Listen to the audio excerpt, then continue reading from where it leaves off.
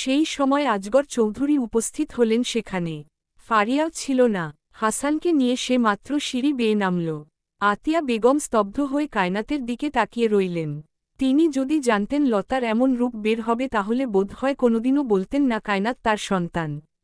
একজন মায়ের মুখে এসব শোনার থেকে মৃত্যু শ্রেয়। আজগর চৌধুরী এসে বসলেন চেয়ারে।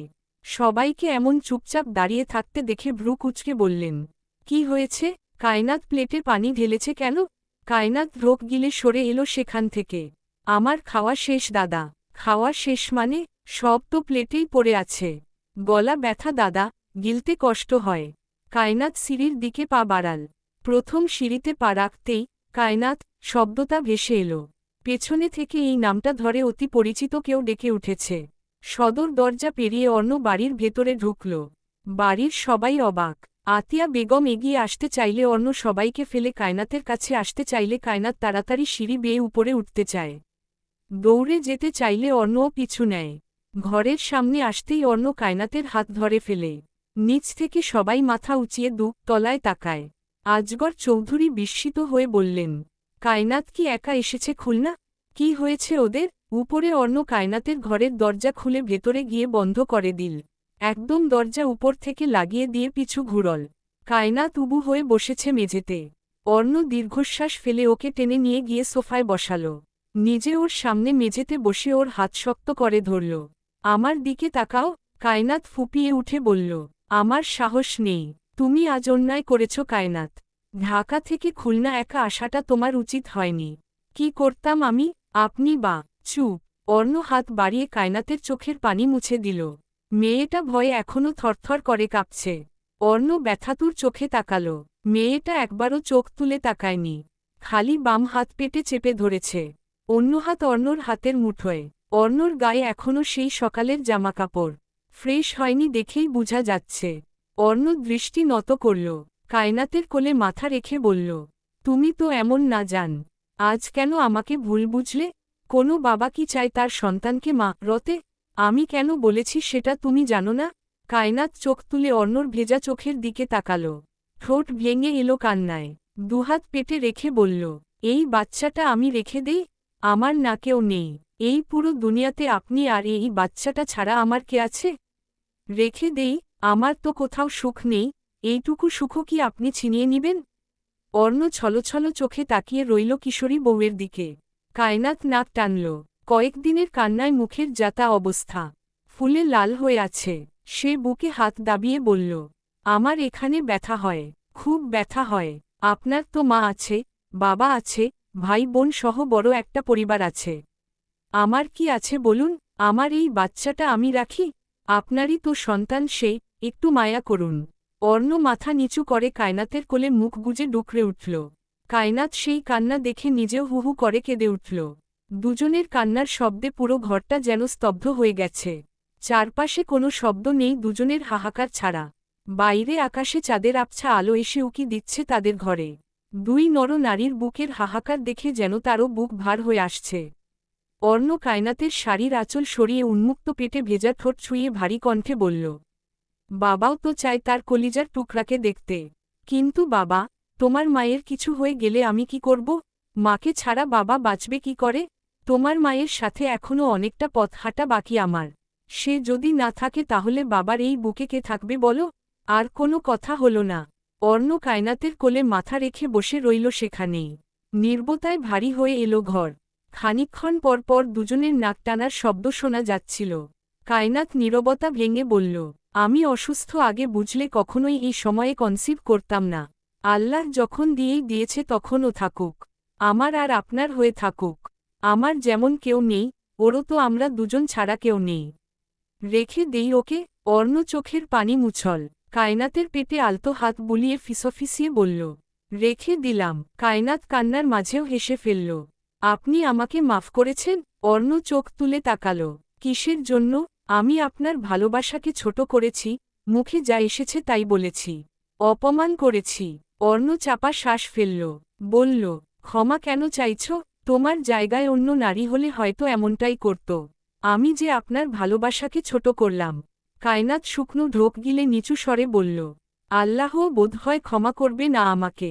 যে স্বামী আমাকে নিজের থেকেও বেশি ভালোবাসে তার সামনে থুথু ফেলে জঘন্য ভাষায় গালাগালি করে এসেছি আমি। আপনি বিশ্বাস করুন, ওই সময়ে আমার মাথা ঠিক ছিল না। কি রেখে কি বলেছি আমি নিজেও জানি না। অর্ণ হাত বাড়িয়ে কায়নাতের চোখের পানি মুছে দিল। শাড়ির আঁচল দিয়ে নাক মুছিয়ে দিয়ে বলল, বাচ্চা নিয়েছ ভালো কথা, এখন থেকে তোমারও যত্ন নিতে হবে নিজের। কায়নাত মাথা নাড়িয়ে অর্ণর চোখের পানি মুছে দিতে দিতে বলল, শুধু আপনি আমার পাশে থাকবেন তাহলেই হবে। অর্ণ ঠোঁটে জোরপূর্বক হাসি টানল। কায়নাত তার ছোট ছোট হাত দিয়ে অর্ণর এলোমেলো চুল ঠিক করে দিতে দিতে বিষণ্ণ গলায় বলল, বেশি পাকামি করে ফেলেছি, ভুলগুলো ফুল হয়ে গেলে ভালো হতো। অর্ণ হেসে ফেলল ওর কথা শুনে।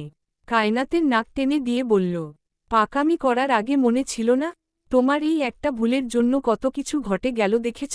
অর্ণ আর ঘাটল না। কায়নাত বলল, আপনি সারাদিন কিছু খাননি তাই না? অর্ণ মাথা ঝাঁকিয়ে না বলল। কায়নাতের খারাপ লাগল। সে সোফা থেকে নামতে গেলে অর্ণ থামিয়ে দিয়ে বলল, কোথায় যাচ্ছ? আপনার জন্য খাবার নিয়ে আসি? আপনি ফ্রেশ হয়ে বিছানায় বসুন। তুমি খেয়েছ? কায়নাত মাথা নাড়ায়। অর্ণ ভ্রু কুঁচকে বলল, দেখে তো মনে হচ্ছে না। তার কাছে ফোনও নেই। সকালে সব ভেঙে চুরমার করছে। দীর্ঘশ্বাস ফেলে উঠে দাঁড়াল। দরজা খুলে বেরিয়ে গিয়ে আধ ঘন্টার মধ্যে উপরে খাবার নিয়ে এলো।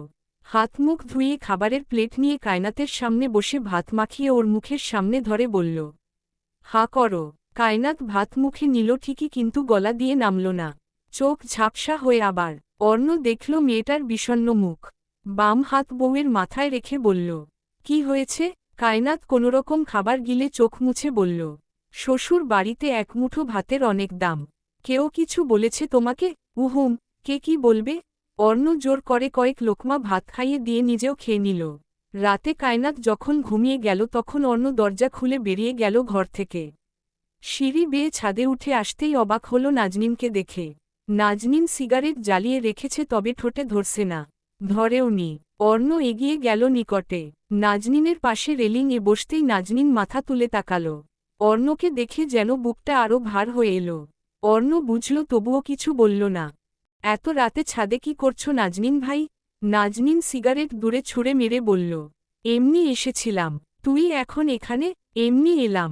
কায়নাত ঘুমাচ্ছে। নাজনীন চুপ রইল কিছুক্ষণ। গলা ধরে আসছে বারে বারে। নিজেকে কোনোরকম সামলে বলল, বাবা হচ্ছিস তাহলে? অর্ণ দীর্ঘশ্বাস ফেলে ফ্লোরে বসল। হাঁটু মুড়িয়ে এনে দুহাত সামনে রাখল। বাবা হচ্ছি আমি। নাজনীন ঘুরে দাঁড়াল। আকাশে জ্বলজ্বল করতে থাকা চাঁদখানায় চোখ বুলিয়ে দূরপথে দৃষ্টি রাখল। হালকা বাতাসে মাথার চুল দুলছে।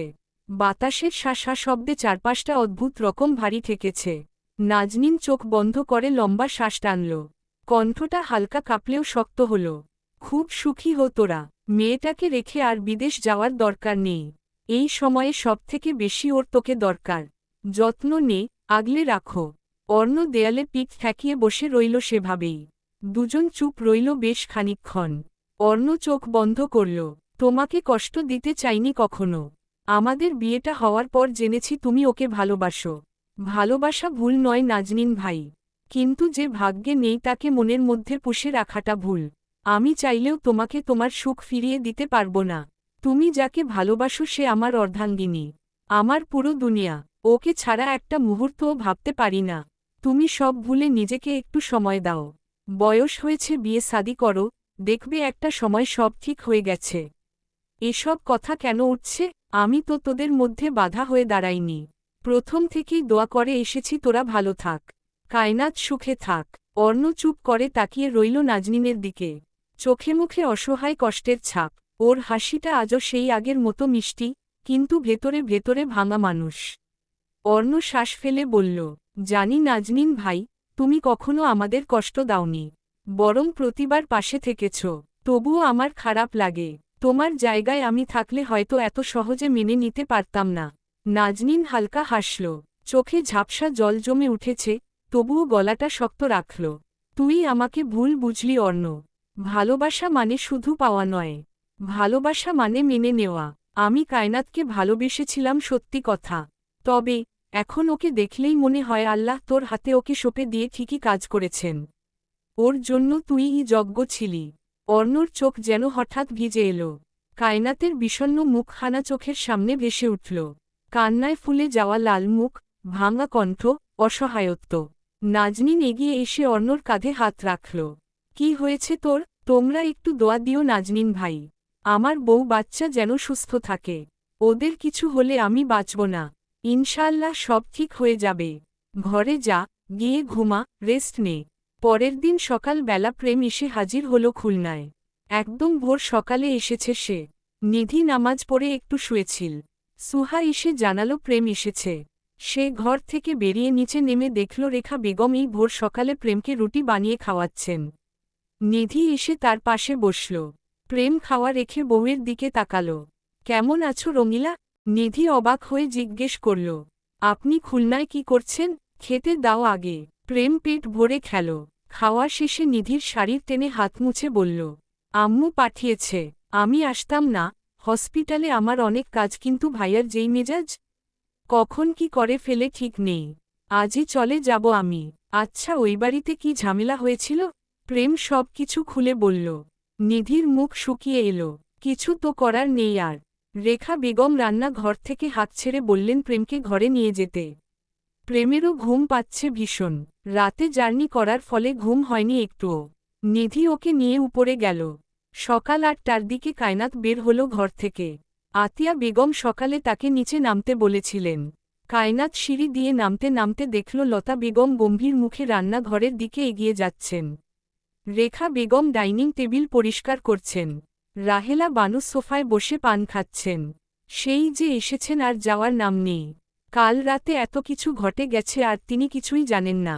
জানলে বোধহয় এতক্ষণে তামাশা বানিয়ে ফেলতেন। কায়নাত নিচে নেমে এলো। রাহেলক বানুকে সালাম দিয়ে ভালো মন্দ জিজ্ঞেস করল। রাহেলা বানু কপাল কুঁচকে বললেন, আমার লগে কথা কইতে তোমার ভালো লাগতাছে না? মুখটা অমন প্যাঁচার মতো কইরা রাখছ কেন? শরীরটা একটু খারাপ বড় দাদি। খারাপ নাকি নাটক করো? শ্বশুর বাড়ি আইলেই তোমাগো নাটক শুরু হয়। এখন কয়টা বাজে? সকালে কাম করা বাদ দিয়া ঘরে কি করো? রেখা বেগম সামনে থেকে বললেন, কাজ করবে কেন ফুপু? ও এই বাড়ি ঘুরতে এসেছে দুদিনের জন্য, তাছাড়া সত্যি ওর শরীরটা খারাপ। তোমাগো মতো শাশুড়ির লাইগা বউরা খারাপ হয় জানো? ঘুরতে আইছে তাই কি? এইডা ওর শ্বশুর বাড়ি না? কাণ্ড জ্ঞান বলতেও তো একটা জিনিস আছে। কায়নাত রেখা বেগমকে কথা বাড়াতে বারণ করল। রাহেলা বানু বললেন, যাও, গিয়া আমার লাইগা একটু চা বানায়া নিয়ে আসো। অনেকদিন ধইরা চা খাই না। রেখা বেগম বিরক্ত হয়ে বললেন, কোনোদিন তো আপনাকে চা খেতে দেখলাম না ফুপু। আজ হঠাৎ চা খেতে ইচ্ছে করছে কেন? তুমি বড় বউ, বেশি কথা কও। চুপচাপ নিজের কাজ করো। কায়নাত গুটি গুটি পায়ে রান্নাঘরের সামনে এলো। লতা বেগম ভেতরে এঁটো থালা বাসন ধুচ্ছেন। কায়নাত ভেতরে ঢুকে ছোট একটা পাতিলে পানি বসিয়ে দিয়ে দাঁড়িয়ে রইল। চা হলে কাপে ঢেলে চিনি দেওয়ার সময় হঠাৎ লতা বেগম বললেন, শুনলাম তুই নাকি পোয়াতি? কায়নাত ছোট করে জবাব দিল, জি। ভালো, বাপরে তো খেয়েছিস। এখন আবার এই বাচ্চার কিছু করিস না। কায়নাত কেমন করে যেন তাকালো লতা বেগমের দিকে। হাতের ছোট চামচ রেখে বলল, আপনি কেমন মানুষ? আমার গর্ভের সন্তানকে নিয়ে আজে বাজে কথা বলছেন। বদদোয়া দিচ্ছেন আপনি? তোর আবার বদদোয়া লাগে? যেটা ছবি সেটাই নষ্ট হবে, এতে আবার বদদোয়া দেয়ার কি আছে? লতা বেগম কাজে মন দিলেন। কায়নাত তাকিয়ে রইল কিছুক্ষণ। কেমন মানুষ এই মহিলা, যে বাচ্চা সবে গর্ভে এসেছে তাকে নিয়েই উল্টো পাল্টা কথা বলছেন, বদদোয়া দিচ্ছেন। কায়নাত পিছু ঘুরল চায়ের কাপ হাতে নিয়ে। দরজার নিকট এগিয়ে গিয়ে বলল, আপনার মতো বিষ এত বিষাক্ত হয় না। আপনার দুয়ারে কোনোদিন পা রাখব না, তবুও বদদোয়া দিয়েন না। কায়নাত কথা না বাড়িয়ে চা এনে রাহেলা বানুর হাতে দিয়ে রেখা বেগমকে বলল, চাচি দাদি কোথায়? রেখা বেগম বললেন, বাড়ির বাইরে গেছে, একটু পরেই চলে আসবে। কায়নাত মাথা নাড়িয়ে উল্টো পাশে সোফায় বসল চুপটি করে। বারে বারে লতা বেগমের বলা কথাগুলো মনে পড়ছে। মনে হচ্ছে শক্ত পাথর দিয়ে কেউ তার হৃৎপিণ্ডে আঘাত করছে। বুকে ব্যথা হচ্ছে, অথচ সে ছাড়া কেউ টেরও পাচ্ছে না। মায়ের বলা, যেটা ছবি সেটাই নষ্ট হবে, কথাখানা বিষের থেকেও বিষাক্ত ছিল। কায়নাত শ্বাস ফেলল। আল্লাহ সাথে থাকলে মানুষের কোথায় কি আসে যায়? তবুও এক মুহূর্তর জন্য মনে হল লতা বেগম ঠিক কথাই বলেছেন। কায়নাতের নিজের বলতে স্বামী ছাড়া কি আছে? জন্মের পর এক এক করে তো সব কিছুই হারিয়ে গেছে। শুধু দুঃখ ছিল সঙ্গী হয়ে। তার বুক কেঁপে উঠল বাচ্চাটার কথা ভেবে। পেটে হাত বুলিয়ে গুম হয়ে বসে রইল। বারবার শুকনো ঢোক গিলল। মনে হল লতা বেগমের কথাটা আবার সত্যি না হয়ে যায়। দাদির সাথে আর তখন দেখা করা হলো না কায়নাতের। অর্ণ উপর থেকে গলা টা বাঁশের মতো ডেকেই যাচ্ছে। উপায় না পেয়ে ঘরে এলো সে। দেখল অর্ণ পাতলা চাদর মুড়িয়ে শুয়ে আছে। কায়নাত আসতেই কাছে যেতে বলল। সে লক্ষ্মী মেয়ের মতো বিছানায় গিয়ে বসল তার পাশে। মেয়েটার থমথমে মুখ দেখে অর্ণ শুধোয়। কি হয়েছে তোমার, মুখ এমন করে রেখেছ কেন? কায়নাত দুপাশে মাথা নাড়িয়ে বলল। কিছু হয়নি তো। তাহলে খারাপ লাগছে? না। কায়নাত নিঃশব্দে বিছানায় উঠে অর্ণর পাশে গিয়ে শুয়ে পড়ল। চাদর দিয়ে শরীর ঢেকে অর্ণকে ঝাপটে জড়িয়ে ধরে বলল। মেজাজটা শুধু শুধু খারাপ হয়ে আছে। বেশি কথা বলবেন না। অর্ণ সত্যি চুপ করে রইল। অর্ণকে চুপ করে থাকতে দেখে কায়নাত চিবু কুচিয়ে ভ্রু কুচকে তাকাল। দাঁত চিবিয়ে বলল। চুপ করে থাকতে বলেছি বলে চুপ করেই থাকবেন? তুমি না বললে চুপ করে থাকতে? সে তো কত কিছুই বলি, তাই কি সব কথা মানেন? রাগ করছো কেন? কি করেছি আমি? চুপ। আচ্ছা। অর্ণ আতঙ্কে ঠোঁট কামড়ে ধরল। বউয়ের মাথায় আবার সমস্যা হলো নাকি? হতেও পারে। কায়নাত কিছুক্ষণ নীরব রইল চোখ বন্ধ করে। তারপর চোখ খুলে ধীর কণ্ঠে বলল। আমরা যাব কবে? কালই তো এলে। থাকব না আমি এখানে। তাহলে এসেছ কেন? এত রাত তোমার যে জেদ দেখিয়ে ঢাকা ছেড়ে একা একাই গ্রামে চলে এসেছ। কায়নাত মৃদু গলায় বলল। আপনাকে আমার ভয় হচ্ছে ভীষণ। ঘরের জিনিস একটাও বাদ রাখেননি ভাঙতে। অর্ণ বউয়ের মাথায় হাত বুলিয়ে দিল। সব ভেঙে চুরমার করলেও কখনো তোমার ক্ষতি করার সাহস হতো না। অর্ণ চাদরের নিচের কায়নাতের পেটে হাত বুলিয়ে বলল। এখানে আমার সন্তান আছে। আমাদের ভালোবাসার সাক্ষী সে। তোমরাই তো আমার জীবন। চোখ উঠিয়ে অর্ণর চোখের দিকে তাকাল। বেশ কিছুক্ষণ অর্ণর চোখের দিকে তাকিয়ে রইল। অর্ণ ভ্রু নাচিয়ে জিজ্ঞেস করল, কি দেখছ? কায়নাত খিলখিল করে হেসে উঠল। অর্ণর চোখে আলতো হাত ছুঁয়ে বলল। বাবুর চোখটা হবে আপনার মতো, একদম নিখুঁত। ও যখন কুটুর কুটুর চোখে আমার দিকে তাকিয়ে থাকবে তখন আমি বলবো, তোমার চোখ দুটো একদম তোমার বাবার মতো। অর্ণ ঠোঁট কামড়ে হাসল বাচ্চা বউয়ের কথা শুনে। কায়নাত গাল ফুলাল। ভ্রু কুচকে বলল। আপনি হাসছেন কেন? অর্ণ বউয়ের গাল টেনে দিয়ে বলল। আমি তো চাই আমার একটা মিনি কায়নাত সুবাহ হবে। একদম বিচ্ছু কায়নাতের মতো দুষ্টু। আমার লাল টুকটুকে বউয়ের লাল টুকটুকে মেয়ে। বউকে কাছে টেনে এনে গালে ছোট ছোট চুমু এঁকে দিল অর্ণ। লজ্জায় মেয়েটার মুখ রক্তবর্ণ ধারণ করল। অর্ণ দেখল সেই লজ্জা রাঙা মুখশ্রী। স্নিগ্ধ মিষ্টি মাখা একটা লাজুক কিশোরীর বদন। অর্ণকে এভাবে নিজের দিকে তাকিয়ে থাকতে দেখে কায়নাত দৃষ্টি এড়িয়ে লাজুক কণ্ঠে বলল। অমন করে কি দেখছেন? আমার বুঝি লজ্জা লাগে না? আপনার বুঝি লজ্জাও লাগে? লাগে তো। আপনি অমন করে তাকালে আমার বুক কাঁপে। অর্ণ হাসল। তাকে শক্ত করে জড়িয়ে ধরে চুলে নাক ডুবিয়ে বলল। মনটা চায় আপনাকে এই বুকের মধ্যে ঢুকিয়ে রাখি। কিভাবে পাগল বানালেন আমাকে? যেভাবে আপনি আমাকে বানিয়েছেন। দুজনে নাকে নাক ঘষে হেসে উঠল। কায়নাত হঠাৎ লাজুক হেসে বলল। আপনার আর আমার বয়সের যতটা পার্থক্য ঠিক ততগুলোই বাচ্চা নিব আমরা। অর্ণর চোখ কপালে। বলে কি এই পাগল মেয়ে? সেই শুকনো ঢোক গিলে বলল। তুমি কি মানসিক রোগী? মানে মানসিক হসপিটাল থেকে এসেছ? তোমার আর আমার বয়সের গ্যাপ জানো কত? ইডিয়ট। জানি তো, মাত্র 15 বছর। 15 বছর তোমার কাছে মাত্র মনে হচ্ছে? কায়নাত মাথা নাড়ায়। অর্ণ শব্দ করে হেসে ওঠে। পাগল মেয়ে একটা। কিছুক্ষণ শুয়ে থেকে উঠে বসে সে। ওয়াশরুম থেকে ফ্রেশ হয়ে বিছানা গুছিয়ে কায়নাতের পেছনে বসে লম্বা এলোমেলো চুলগুলো সুন্দর করে আঁচড়ে দেয়। চুলের গোছু অনেকটাই কমে এসেছে। অর্ণ দীর্ঘশ্বাস ফেলে চুলগুলো বেন্নি গেঁথে দিয়ে প্রেমকে কল দেয়। প্রেম সকালে মেসেজ করে জানিয়েছিল সে খুলনা এসেছে। বেচারা বউরে ঝাপটে ধরে ঘুমিয়েছিল। ফোনের প্রচুর শব্দে হুড়মুড়িয়ে উঠে বসল। ফোন হাতে নিয়ে দেখে ভাই কল করেছে। তাড়াতাড়ি কানে চেপে ধরে ঘুম জড়ানো কণ্ঠে বলে। কি হয়েছে ভাইয়া? কোথায় তুই? ঘুমাচ্ছিলাম। একটু পরেই বের হব।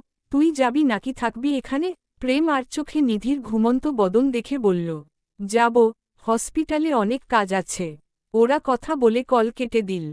অর্ণ কায়নাতকে নিয়ে নিচতলায় নামতেই আব্দুর চৌধুরীর চিৎকার চেঁচামেচির শব্দ শুনতে পেল ওরা। বাম দিকের কর্নারের ঘর থেকে ভেসে আসছে শব্দ।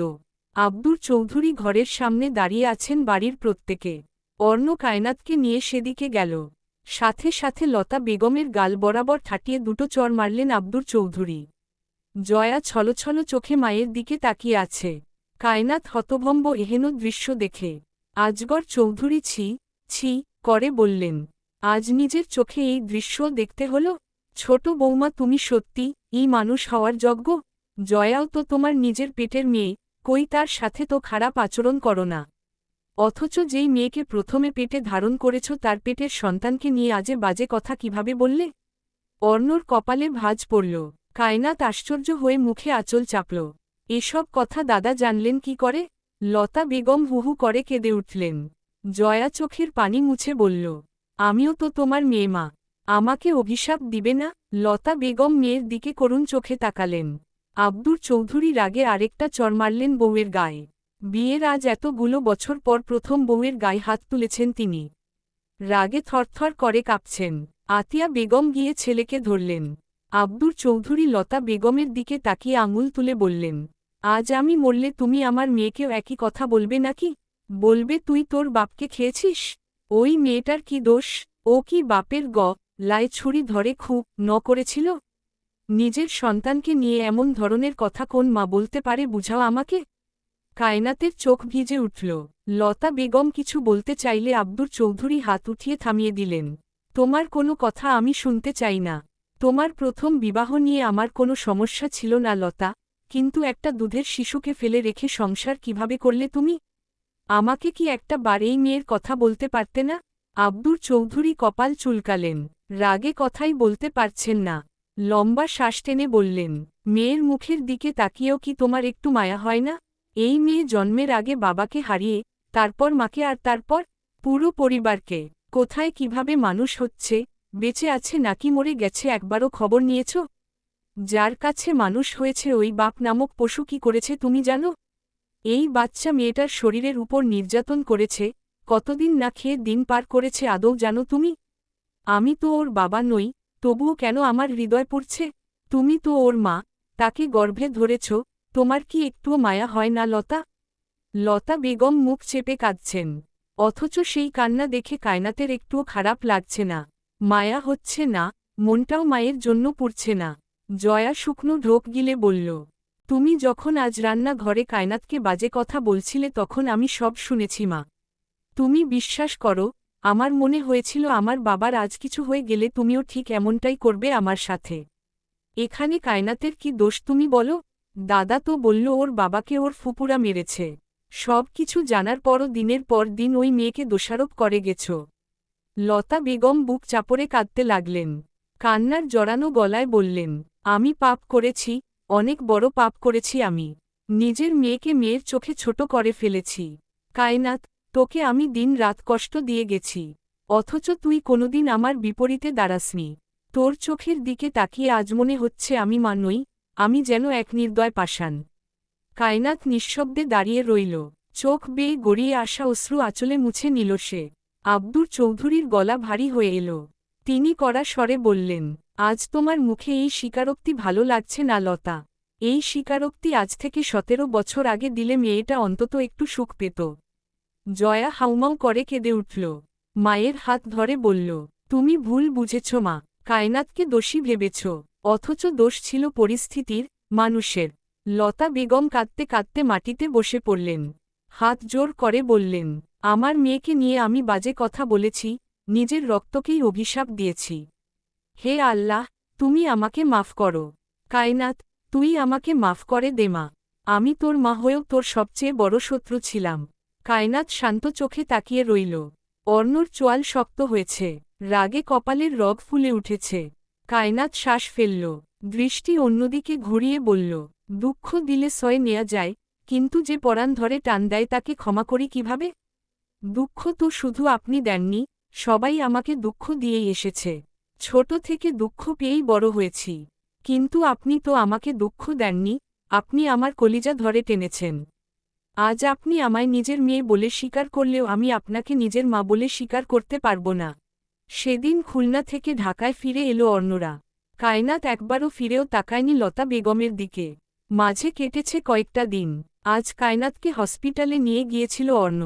কিছু টেস্ট করে ঔষধ নিয়ে এসেছে। কায়নাতের চিকিৎসা চলছে।